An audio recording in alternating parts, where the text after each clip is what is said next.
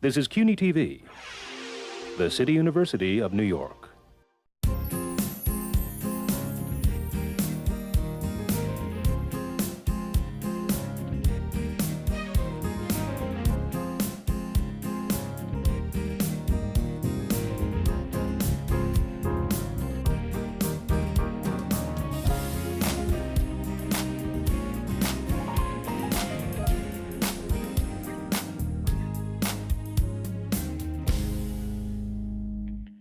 Hello, I'm Doug Muzzio. The plan was for Ronnie Eldridge and me to jointly discuss the 2012 election, its meanings, its policies, and its politics, which two of the very prominent and experienced political consultants and strategists, Bob Shrum and Ed Rollins. As with the best laid plans of men and women, it's not happening that way. She is not able to join us, but I think her introduction lays it out. She says, I think this presidential campaign is taking the prize for nastiness and confusion. The campaigns grab anything to malign the other candidate. Too much money from anonymous donors flood the airwaves, and most importantly, the ideological differences are greater than ever. Gentlemen, welcome. Thank you. Glad to be here. Is Ronnie overstating the case? She's probably mourning a set of inevitabilities. I mean, after Citizens United, there's going to be a lot more money in the campaign because you can do it anonymously. There are deep ideological differences. I think there's been tremendous resistance to the president since he took office. I mean, Mitch McConnell, our #1 objective is to defeat him. The tone of politics in the country is increasingly rancid. But I'd have to say, we've been through some pretty tough elections before. If you think of how people felt about Bill Clinton at the beginning of his presidency, frankly, if you think about how some Democrats talked about Ronald Reagan when he ran in 1980, I mean, there was a lot of vitriol there.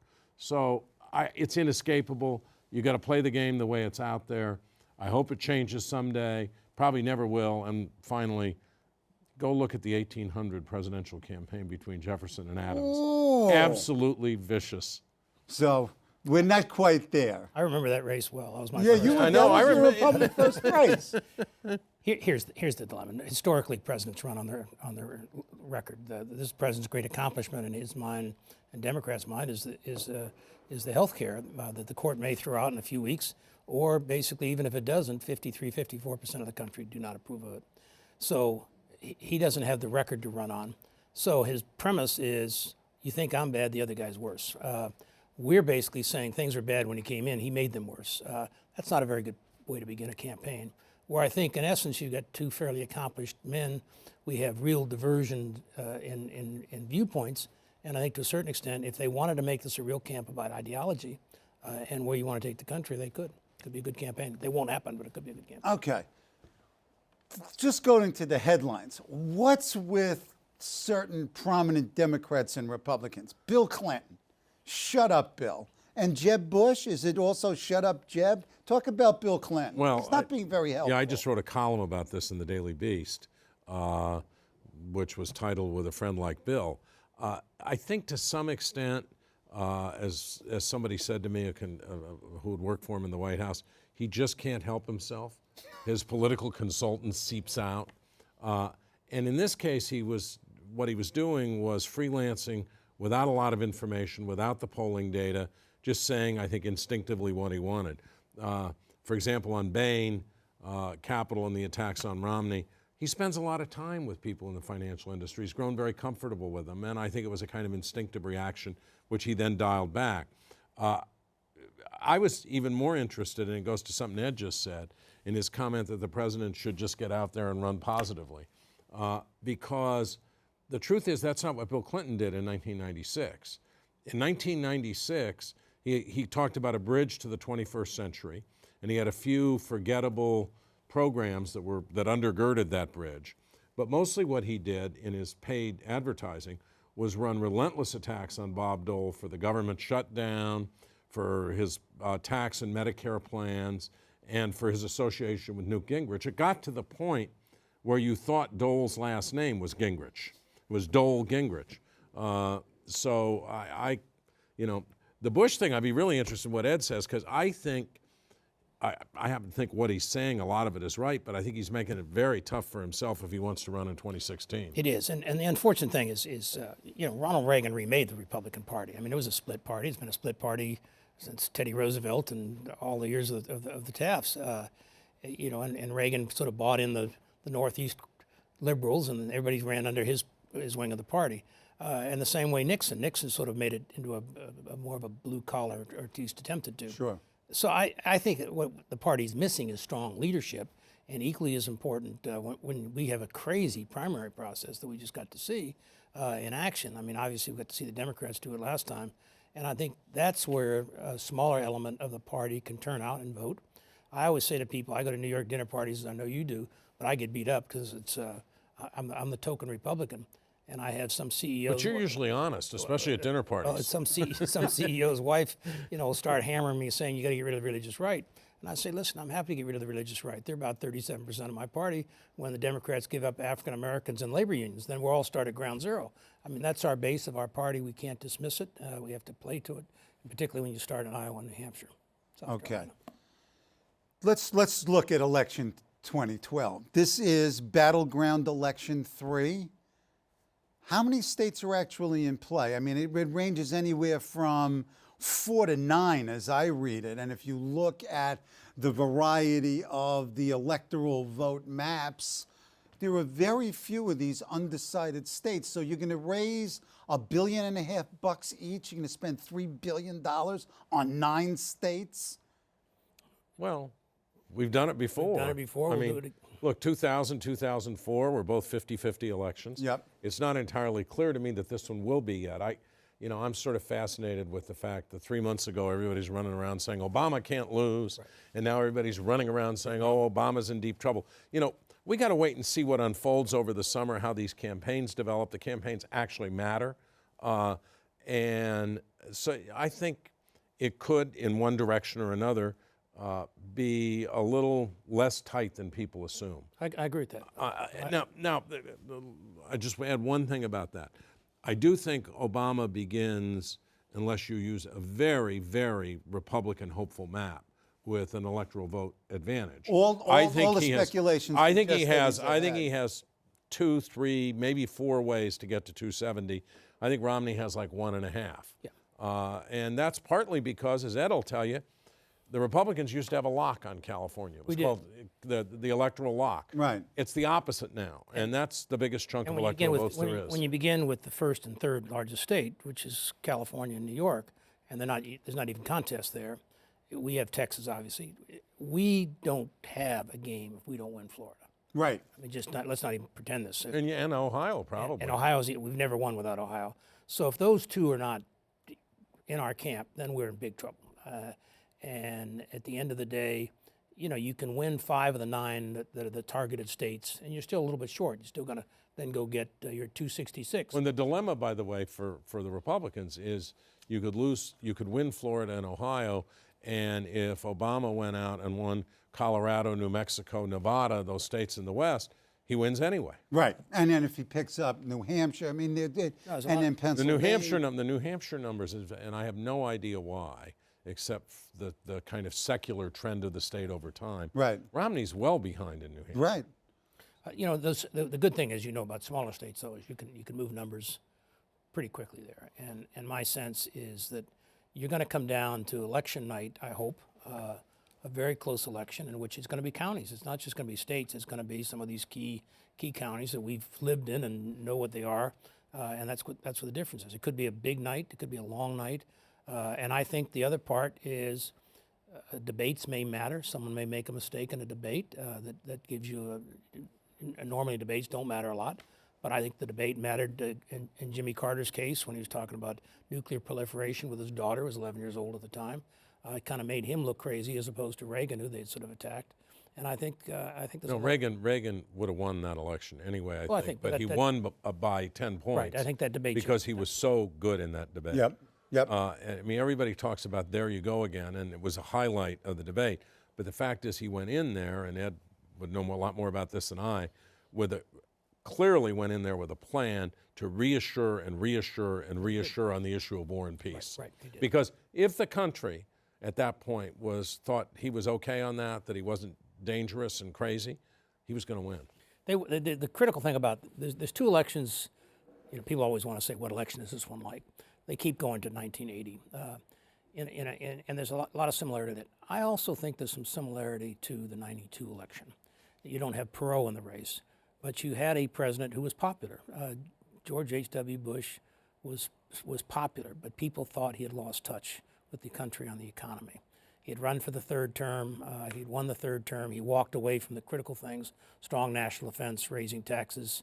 He raised taxes instead of cutting taxes, re-regulating, lost his base, lost 29% of Republicans. But I think people voted him out of office still liking him. I think they could vote Obama out still personally liking him. And vote Romney in even though they don't much like him. At least at this point in time. Okay.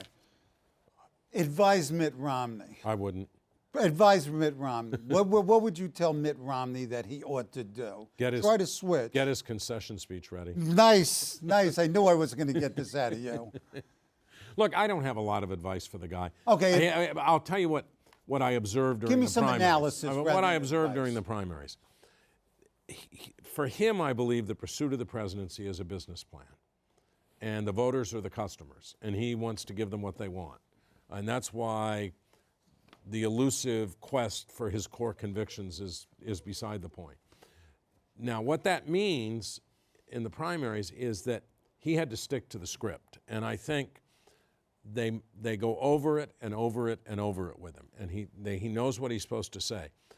He is not a natural politician. I mean, everybody makes gaffes.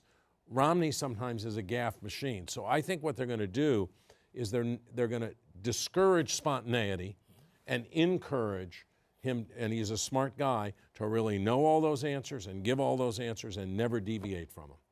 They can't afford a I'll bet you $10,000 moment in a general election. Ed? Advice to Obama. I mean, I think Obama has to basically talk about something different. He can't go out and make the case that I've done a great job, that things were tough and it was all George W. Bush.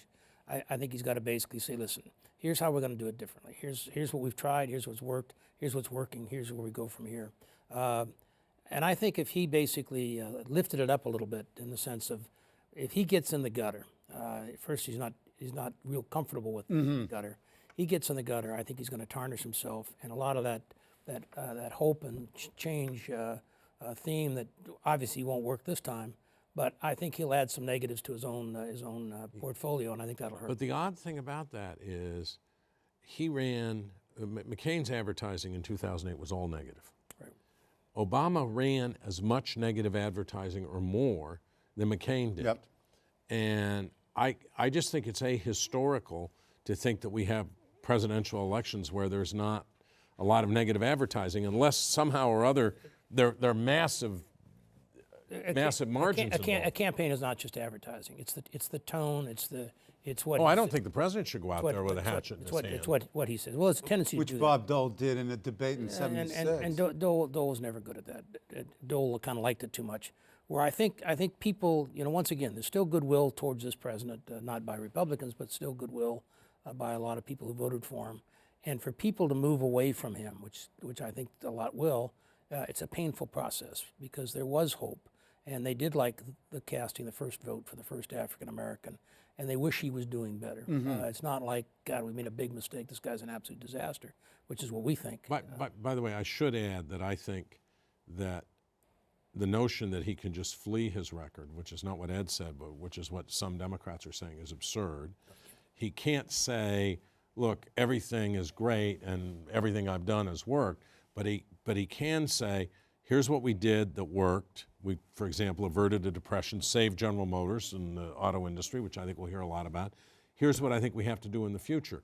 But there will be a constant contrast between him talking about fighting for jobs, fighting for ordinary people, and the campaign going out there saying Romney destroyed jobs, had a bad job record in Massachusetts, and, for example, wants to end Medicare as we know it. Okay, and you've remarked, I've read that that Romney, in a sense, needs a new message. He simply can't run on the message that Obama screwed up, that he's got to give some kind of positive image and message and agenda, if you will. And the reason I say that is, look, we've had the portfolio to ourselves now for 9 months, 10 months.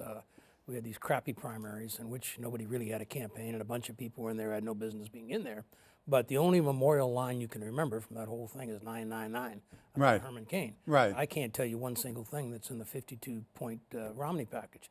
So, I mean, I can't. It's 59 Or points. whatever it is. It just, we can't even remember the number of whatever. points. And so It's too many points to remember. And Bob is the master architect of words. Words matter. And so what is the poetry? What is the narrative? What is the story?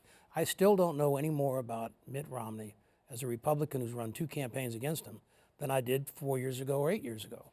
And so my sense is you've got to add a narrative to all of this, because you are going to become the alternative to the incumbent. And people have to basically see some real substance there. And there is substance, it's not being articulated yet. Okay. So you've got these 2 guys running against each other, but more than that, I think you've got, to go back to what you both said, you've got competing visions and competing narratives of America. What is what are the competing narratives? It seems to me that the Republican narrative is almost an apocalyptic narrative, that they're at a tipping point. Paul Ryan says it's now or never. Jim DeMint. It seems that they believe that this is an apocalyptic moment, and if they don't seize this moment, that the game's lost in some way, that the left-wing march will go unimpeded if Obama wins. Is that a reading of what they're... I think the premise is that we've never moved away from the FDR agenda, with the exception of the 8 years of Reagan. That literally Truman, everybody else, Eisenhower, even to a lesser extent, and Nixon. And Nixon, and particularly Obama, is now... He was the liberal that the policies and all the rest of them are waiting for to come lead them out of the promised land. And the promised land is government has to basically take care of all the disadvantaged people in America and to create incentives. We obviously believe in the free capital system. We believe in business. I'm not sure going out and defending the rich or defending capitalism is easy. I think it's hard, but I also think it's necessary. And I think to a certain extent that's a great part of the portfolio. Well, I think Ed would probably agree with the first thing I'm going to say, not the second.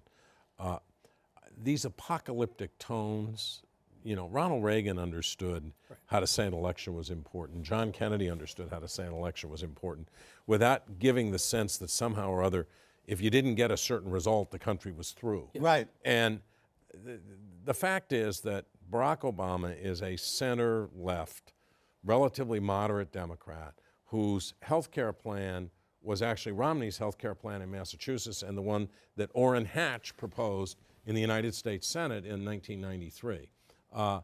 This whole demonization of the president as somehow or other alien, the birther stuff, Sure. that give us back our country or take back our country from whom? From the African-American guy who's there, who doesn't belong there, is what a lot of people seem to be saying. I think Jeb Bush had it right yesterday or the day before when he talked about the tone in the Republican Party and about how to deal with issues like immigration, and when he praised his father for making that deal on taxes, which, in all fairness, by the way, Bush paid a huge political price for that, but the entire prosperity and where we got to in the 90s and balancing the budget was due partly to what Clinton did in 94, but it was also due partly to what Bush did in 1990. But I think that's unacceptable in the Republican Party right now. We've reached the point where compromise is a dirty word. Is the Republican Party, is it the strategy to delegitimize Obama?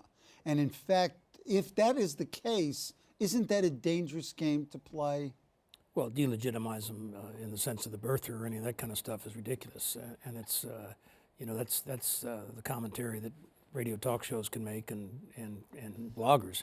At the end of the day, there's plenty for Republicans to run against Obama on, and that's what the premise ought to be. He's not running away from his record, and he's not running away from who he is. And I think to a certain extent we need to basically indict him on the things that we think are wrong with his record, but at the same time go back and offer an alternative. It's not enough just to say he failed and failed miserably. It's he failed for these reasons, and here's what we would do differently. Yeah, and on the other side, you want to say, look, we've done a lot, but we have a lot more to do. And it's critical that you say the second piece of that. Yep. You got to say it. You can't sound complacent. And then you can say, and here's the alternative on the other side, and we can have a debate, and the country can decide. And I think Ed's right, by the way. The debates are going to matter. Yeah. And they're not going to matter this time simply because someone's going to make a mistake. That could very well happen. They're going to matter because there are some big issues and big differences out there. Romney, for example, is going to have to actually make the case for the Ryan Medicare plan. So far, publicly, that case hasn't been made. And if the president goes after him on it, which I think he will, Romney's going to have a robust defense that reassures seniors and people who are going to be seniors about what's going to happen to their Medicare. Now, I happen to think the president's right and Romney's wrong, but that doesn't matter what I think. Right. What matters is what the voters think after they hear these two guys talk it out. So what does Romney say to offer a prospective view of the country to the electorate? Well, he can't basically, it can't be an end of the world drill. I agree totally with Bob on that. You have to provide some hope that we can get out of this. We're going through troubled times. We desperately need some leadership. But equally as important, it can't be a rehash of the old Bush economic plan. It has to basically be some new concepts. You have to have the ability to say, I'm going to sit down with business leaders. We've got hundreds of millions of dollars and billions of dollars in cash tied up. Why aren't they reinvesting in this country? What is it going to take to get them to put their money back in this country? I can do that. I can sit down and do that. The president can't do that. Why isn't he saying this? I'm not part of his team, so I don't know that. And even if I was, and I'm not saying they're not good, capable people. I mean, I think one of the things that is a plus is there's a good, solid team there. I think he ran a very good primary campaign this time, against a bunch of crazy guys throwing hand grenades at him every day. Yeah, but he threw atomic bombs at them in Well, the form you of know, the the ads. I mean, but unbelievable. at the end of the day, and I wasn't a Romney fan. As I said, I confess to having run 2 campaigns against him. He set out. He was a better candidate than he was 4 years ago. Yeah. He had a better campaign. He had a good team. He had smart people around him, and both sides are going to have really first-rate teams going at it. And so, it's all there to be a great campaign. He had a good business plan. He stuck to it. Absolutely. Okay. Are we more polarized as a society, as a people, than any time that I can remember, at least since the 60s? Well, and second, are the parties more ideologically divided than any time since 1896? Those who are partisans, which is, Go ahead. not a majority, but those who are partisans, partisan Democrat, partisan Republican, basically are more angry and differential. I mean, Are there more of them, of the partisans, rather than the middle? In other words, are the modes moving away from the middle to the extreme? the plurality of voters who self-identify as independents, they may shift one way or the other. But my sense is the party structure, what it means to be a Republican or a Democrat, is less important to people today than it's ever been, and particularly young people. There's maybe voting patterns that are more severe, but at the end of the day, we're very polarized. We're polarized geographically. We are polarized age. We're polarized color. This could end up being a white-black election, which would be a terrible thing, I think. And I think, I think we both have got to basically make sure the tone and the rhetoric is very careful. Yeah, look, the McCarthy era, the country was really riven. The early 1960s. I mean, we forget, there was a group called the John Birch Society said Dwight Eisenhower was a conscious agent of the communist conspiracy. The day JFK was shot, there was an ad in the Dallas Morning News that said, wanted for treason, the President of the United States. But the difference is that in those days, the New York Times, the Washington Post, the 3 networks, basically controlled the information flow. No more. And, pardon? No more. And that's no longer true. Social media and cable and all of that has revolutionized this. And so what we have now, we not only have an ideological division, we have voided Pat Moynihan's observation that you are entitled to your own opinions but not your own facts. Right. Everybody today has their own facts. You want to find out what you already believe, that the president maybe wasn't born here, turn on Fox News. We don't do it on Fox News, but there are There are people on Fox who say it. There are people on Fox who did it.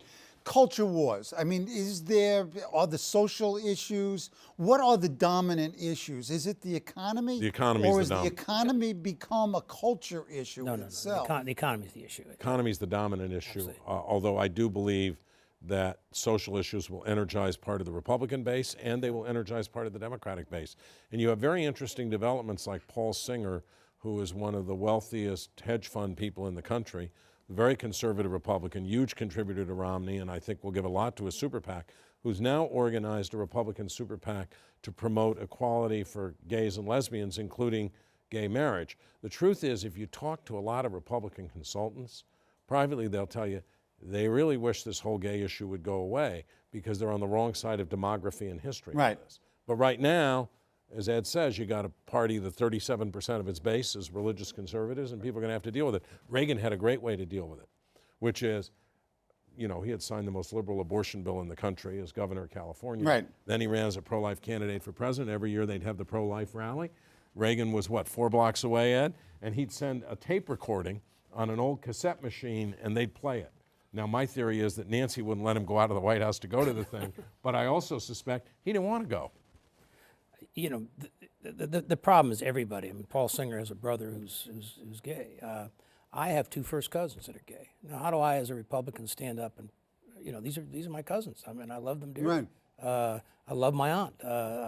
And you know, do I have views on this? Yeah, but it's not worth getting into a debate or discussion on. And so to me, you know, I wish.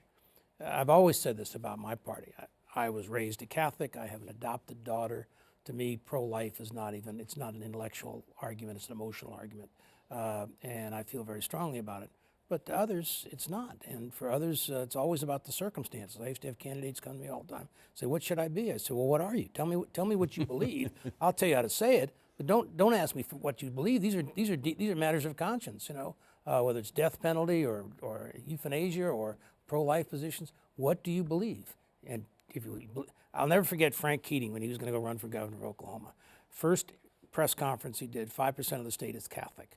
He stood up, he said, I'm a Catholic, I'm pro-life, you now know my position. Now let's talk about things that matter to Oklahomans, like education, roads. Every time they came back at him, he said, let's talk about, you know our stance, let's talk about things that matter. And every time, as you know well, we always used to get in these big battles in Virginia, particularly. And the last 3 weeks when we were debating the abortion issue, as we probably will again, it always was a losing issue for us. And that doesn't mean that people like me that basically are pro-life don't have a right to our say, but it's just... My thanks to Bob Shrum and Ed Rollins. Stay tuned for a continuation of this discussion on City Talk here on CUNY TV.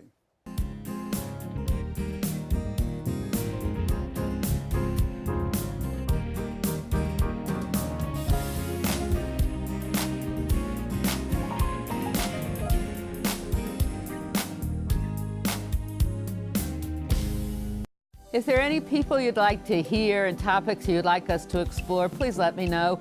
You can write to me at CUNY TV, 365 Fifth Avenue, New York, New York, 10016, or you can go to the website at cuny.tv and click on Contact Us. I look forward to hearing from you.